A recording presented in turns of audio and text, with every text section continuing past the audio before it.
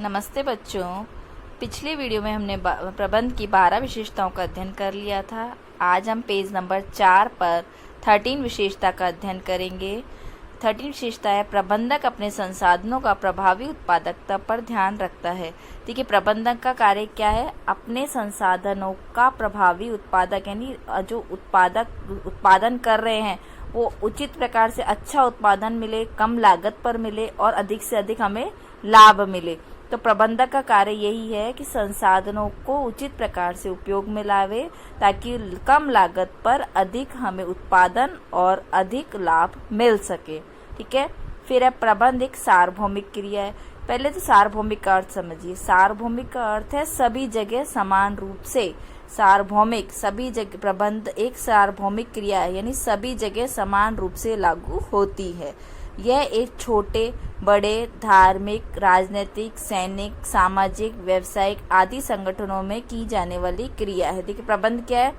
छोटे कोई भी संस्था चाहे छोटी हो या बड़ी हो, धार्मिक हो, राजनीतिक हो, सैनिक, सामाजिक, व्यावसायिक, सभी जगह प्रबंध आवश्यक है और सभी जगह ये सार्वभौमिक यानी सभी जगह प्रबंध आवश्यक है। देखिए, 2 मार्क्स का क्वेश्चन आता है, प्रबंध एक सार्वभौमिक क्रिया है, कैसे समझाइए। तो ये इम्पोर्टेंट है आपके 14 पॉइंट। प्रबंध एक सार्वभौमिक क्रिया है, समझाइए कैसे। सार्वभौमिक का अर्थ मैं आपको वापस बताती हूँ। सार्वभौमिक है सभी जगह समान रूप से लागू होना, यानी प्रबंध एक सभी जगह समान रूप से लागू होता है। फिर वो चाहे संस्था छोटी हो या बड़ी हो। धार्मिक क्या हो गया? जैसे मंदिर हो गए, मस्जिद हो गई, इस तरह से क्या धार्मिक संस्थाएं हो गई।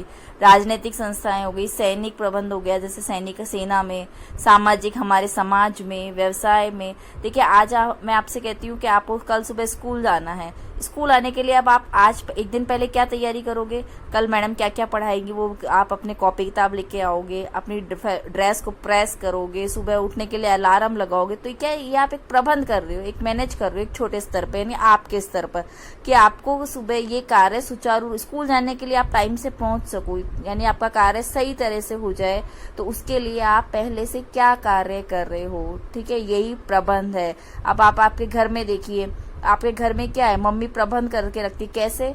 मम्मी सभी व्यवस्था, सभी चीजें, आपके मदर फादर सभी वस्तुओं को अपने घर में एक मैनेज करके रखते हैं कि कौन सा सामान हमें कहाँ मिलेगा। किचन का सामान हमें किचन में ही मिलेगा। आप अपनी अलमारी अपने कपड़े किचन में रखते हैं क्या? नहीं रखते ना। तो कहाँ प्रबंध है? किचन का में क्या सामान मिलेगा आपको? खाने पीने का, बर्तन वगैरह।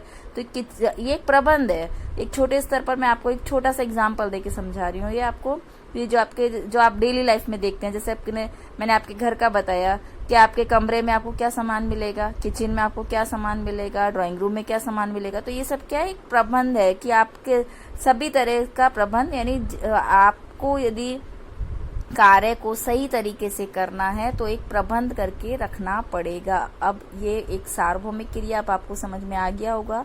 फिर है, प्रबंध एक अदृश्य शक्ति है। पहले अदृश्य शब्द का अर्थ समझिए। अदृश्य शब्द का अर्थ है जिसे देखा और छुआ नहीं जा सकता। ठीक है, अदृश्य जो हमें दिखाई नहीं दे रहा लेकिन आप उसे महसूस कर सकते हैं।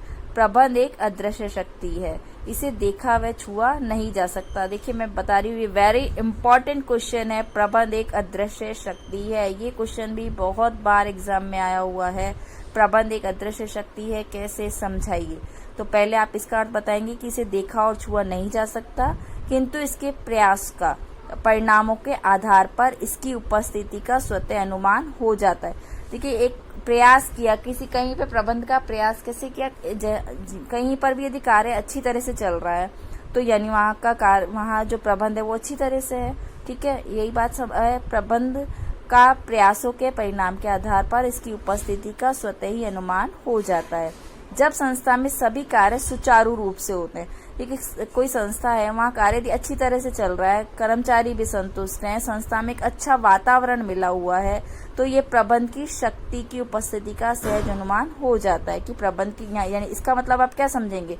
जहाँ कार्य अच्छी तरह से चल रहा है, कर्मचारी भी संतुष्ट हैं, वातावरण भी अच्छा है, तो आप क्या समझ रहे हैं? यानी वहाँ का मैनेजमेंट अच्छा है, प्रबंध अच्छा है, प्रबंध की उपस्थिति का सहज अनुमान हो जाता है। यानी आपको पता लग गया कि वहाँ का प्रबंध काफी अच्छा है।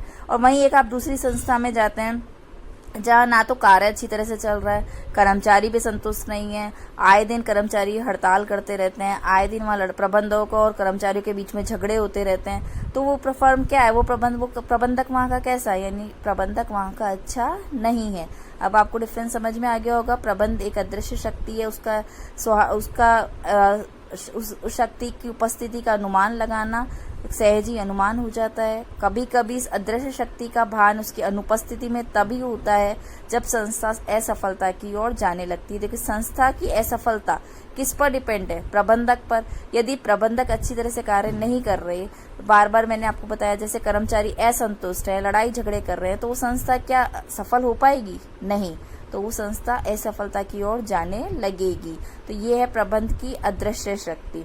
तो प्रबंध की अदृश्य शक्ति, ऐसे समय में लोग यह कहकर इस शक्ति को स्वीकार करते हैं कि संस्था कुप्रबंध के कारण डूब रही है। ठीक है बच्चों, अब यह प्रबंध एक अदृश्य शक्ति है और प्रबंध एक सार्वभौमिक क्रिया है। ये दोनों ही पॉइंट आपके लिए बहुत इंपॉर्टेंट हैं। आपको ये दोनों पॉइंट बहुत अच्छे से लर्न करने हैं। ये प्रश्न एग्जाम में बहुत बार आ चुका है। एक सार्वभौमिक क्रिया और एक अदृश्य शक्ति है। धन्यवाद बच्चों।